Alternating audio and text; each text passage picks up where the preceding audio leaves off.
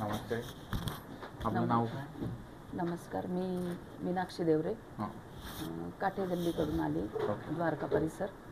पूर्वी मी जिन्यावरून पडल्यानंतर मला खाली ज्यावेळेला मी पडले त्यावेळेला कमरेचा भाग आणि मांडीचा हा जो भाग आहे हा पूर्ण दुखायचा. प्रचंड वेदना होत होत्या.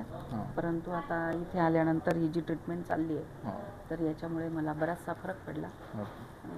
अजून पूर्ण ट्रीटमेंट केल्यानंतर मला बराचसा कव्हर होईल.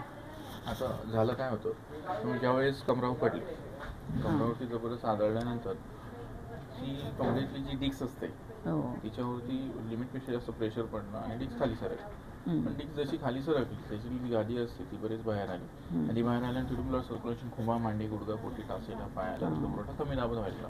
मग कमरापासून पाय दुखणं, जड पडणं, रग लागणं, कळ लागणं, मग येणं असा प्रकार व्हायला. त्याला आपण बऱ्यापैकी म्हणतो सायटिका म्हणून. पण सायटिका जो प्रकार असतो ते जो 3 स्टेजमध्ये असतो, फर्स्ट स्टेज, सेकंड स्टेज आणि थर्ड स्टेज. पण बरेच जण जे डॉक्टर आहे ते सेकंड स्टेजमध्येच बऱ्याच जणांना ऑपरेशन सांगतात. पण हे जे डायग्नोसिस करणं बरेच डॉक्टरांना MRI केल्याशिवाय समजत. पण आपल्याकडे हे फक्त नाडी परीक्षण 2 मिनिटात समजतं की तुमची सायटिका जी नस आहे किती दिवसापासून बंद आहे, कोणत्या अँगलमध्ये बंद आहे किंवा स्टेजमध्ये.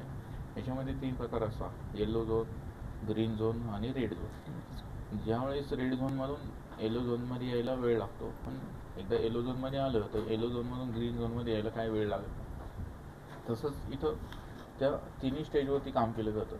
जसा तुमचा मणका पोझिशनला आणला त्याच्यात बाहेर आलेली गादीमध्ये आणली तर नस प्रॉपरली चालू होते, ब्लड सर्क्युलेशन प्रॉपर होतं. पण ह्याच आजारावरती बाहेर मेडिसिन तयार झालेलं नाही. पण बाहेर काय केलं जातं, त्याच्या स्टेरॉइड, पेन किलर रस दिलं जातं.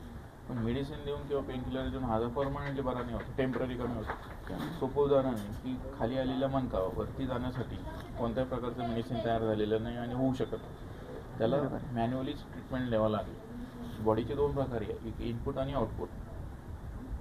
आता आउटपुट म्हणजे जो मॅन्युअली जो प्रकार आहे त्याला मॅन्युअली ट्रीटमेंट द्यावं लागतं. इंटरनल इनपुट देऊन काही त्याला फरक पडणार. जसं की कॅम्प्युटरचे 2 प्रकार असतात, सॉफ्टवेअर आणि हार्डवेअर. जसं की हार्डवेअरचा प्रकार काही त्याच्यात काही बिघाड झाला तर त्याच्यात रिपेअर करता येतं किंवा बदलावं लागतं. तसं शरीराचं मध्ये 2 प्रकार, इनपुट आणि आउटपुट. जसा आउटपुटमध्ये जे मॅन्युअली जो प्रॉब्लेम येतो तर त्याला सेटिंग करून ते क्लिअर करता येतं. पण मग त्याच्यावरती पण मेडिसिन देऊन काय केलं जातं, ते थांबवलं जातं. म्हणजे ते एक रासायनिक प्रक्रिया केली जाते, त्याच्याने टेम्पररी फरक पडतो. पण त्याचे अनेक प्रकारचे साईड इफेक्ट असतात. किडनीवर होणार, लिव्हरवर होणार, जे पोटावरती होणार. अनेक प्रकारांना, अनेक पेशंटला मी बघितलं आहे की त्यांना अल्सरचा प्रकार झाला, लिव्हरचा प्रॉब्लेम झाला, किडनीचा प्रॉब्लेम झाला. पण त्याच्याने तो आजार परमनंटली बरा होत नाही. पण याच्यासाठी जी आपली जी प्रोसेस आहे ती परमनंटली रिझल्ट देणारी आणि हजारो वर्ष चालत येणारी परंपरा आहे. त्याच्यामुळे ही जी प्रोसेस आपण कंटिन्यूच केली, जर फर्स्ट व्हिजिट आमच्याकडे जर आलं पेशंट तर त्याला परमनंटली रिझल्ट देऊ शकतो आणि कोणत्या प्रकारचा साईड इफेक्ट नाही. पण हे जर तुम्ही स्टेरॉइड घेणाऱ्या डॉक्टरकडे जात आहे, पेन किलर घेणार, मग ते काय करतं, ते तात्पुरतं ते थांबवतं पण नंतर ते जास्त प्रमाणात उलगडतं. म्हणून बाहेर आजार, मणक्याचे आजार, हाडाचे आजार आहे हे अजून जास्त प्रमाणात वाढत चालले. म्हणून पेशंटने लक्षात घेतलं पाहिजे की आपण काय करतो आणि काय केलं पाहिजे. ठीक आहे, धन्यवाद.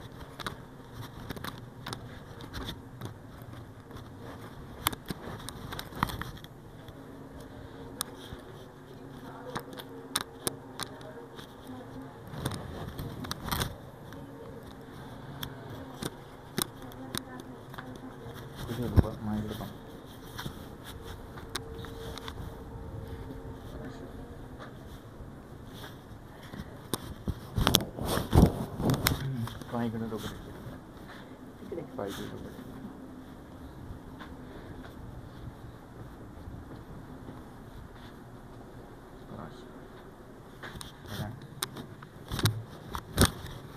पाहिजे डोकं